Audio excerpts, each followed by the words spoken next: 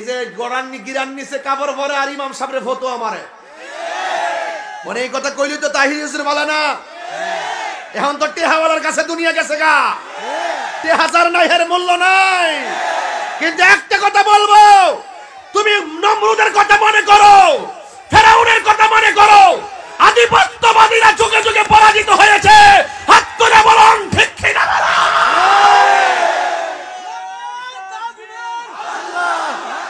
নারে রিসালাত ইয়া রাসূলুল্লাহ, আহলে সুন্নাত ওয়াল জামাত জিন্দাবাদ জিন্দাবাদ, নবী ওলির দুশমনেরা আল্লামা পীর মুফতি গিয়াসউদ্দিন আত-তাহিরি সাহেব।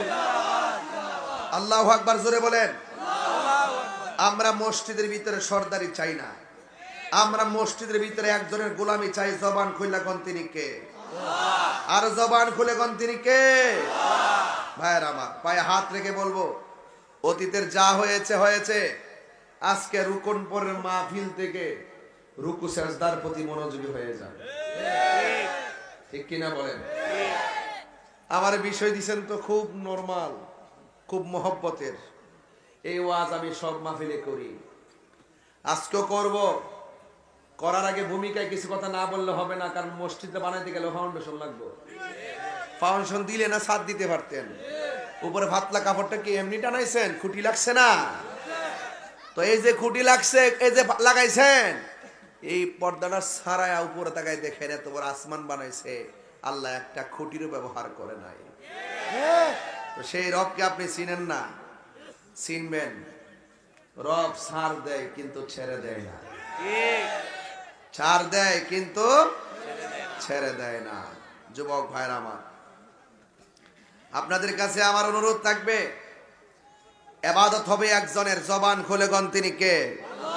আরো বড় করে তিনি কে? আমার ভাইরা, গভীর মনোযোগ। স্টেজের মধ্যে উঠেছি, যতটুকুন সামাজিক কথা বলেছি, প্রত্যেকটা কথা আপনার আমার জীবনের জন্য গুরুত্ব আছে না নাই? আল্লাহ রাব্বুল আলামিন বলেন, এই দুনিয়াতে ইবাদত হবে একজনের। জবান খুলে বলুন তিনি কে? আরো মায়ার সুরে বলুন তিনি কে? ও বন্ধুরে, কি দিয়ে ওয়াজ বুঝাইতাম?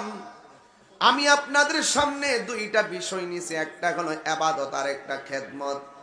কারণ মসজিদটার জায়গা যেহেতু নিছে, এই ইবাদত করার জন্য মসজিদে যাওয়া লাগবে।